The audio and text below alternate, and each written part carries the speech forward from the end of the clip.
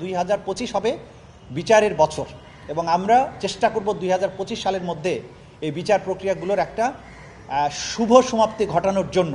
কিন্তু এটা কোনো সুনির্দিষ্ট ডেডলাইন নয় যে আমরা একেবারে এই সময়ের মধ্যে করে ফেলব। তা আমরা আপনাদেরকে আগে যে আশাবাদ ব্যক্ত করেছি সেই আশাবাদ থেকে আমরা সরিয়ে আসিনি, সেটার মধ্যেই আমরা আছি। আমরা আশা করছি এই বছর বিচারের বছর হবে। এই বিচার প্রক্রিয়াটাকে সফল করার জন্য যে জাতীয় আকাঙ্ক্ষা আছে সেটা বাস্তবায়নের জন্য আমরা কাজ করব এবং এই ব্যাপারে আমরা জাতির সমর্থন চাই। বিচারটাকে নিরপেক্ষ করা, স্বচ্ছ করা, নির্দিষ্ট সময়ের মধ্যে শেষ করার চেষ্টা করা, অতি বিলম্বিত না করা, আবার কেউ যাতে ন্যায় বিচার বঞ্চিত না হয় সে ব্যাপারেও দৃষ্টি রেখে এই সমস্ত দিকগুলো বিবেচনায় রেখে আমরা একটা কঠিন যাত্রা শুরু করেছি।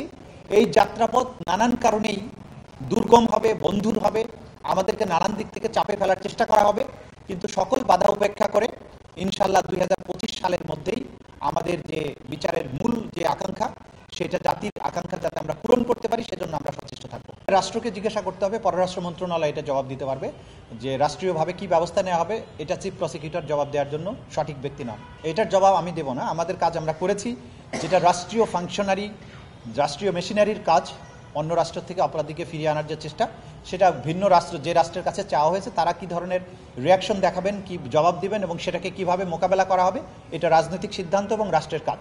এটা চিফ প্রসিকিউটর অফিসের কাজ নয়। আমরা যদি সুনির্দিষ্টভাবে কোনো তারিখ বেঁধে দেই, এইটা নানানভাবে ভুল ব্যাখ্যা করা হতে পারে। এটা উচিত নয় আমাদের পক্ষে বলা, কারণ একটা হচ্ছে তদন্ত শেষ করা, এটা তদন্ত সংস্থার কাজ।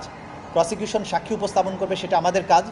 আদালতকে আবার তার প্রক্রিয়ার মধ্য দিয়ে শেষ করতে হবে। আমি যদি একটা সুনির্দিষ্ট তারিখ বলে দেই তাহলে এটা আদালতের উপরে আদারওয়াইজ কোনো ধরনের বাইন্ডিং তৈরি হতে পারে।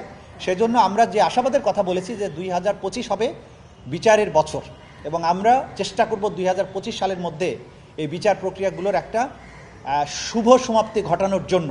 কিন্তু এটা কোনো সুনির্দিষ্ট ডেডলাইন নয় যে আমরা একেবারে এই সময়ের মধ্যে করে ফেলব। তা আমরা আপনাদেরকে আগে যে আশাবাদ ব্যক্ত করেছি সেই আশাবাদ থেকে আমরা সরিয়ে আসিনি, সেটার মধ্যেই আমরা আছি। আমরা আশা করছি এই বছর বিচারের বছর হবে। এখন পর্যন্ত আগামীকালকে এটা ক্লিয়ারলি বলা যাবে। উনি এক ধরনের সম্মতির কথা আমরা বুঝতে পারছি, কিন্তু ফর্মাল সম্মতিটা কালকে হয়তো উনি দেবেন। উনি ওনার সম্মতি পেলে বা ওনার তারিখ পেলে তখন আমরা সেই দিনে আমরা এই ভবনে ইনশাআল্লাহ আনুষ্ঠানিকভাবে কাজ শুরু করব।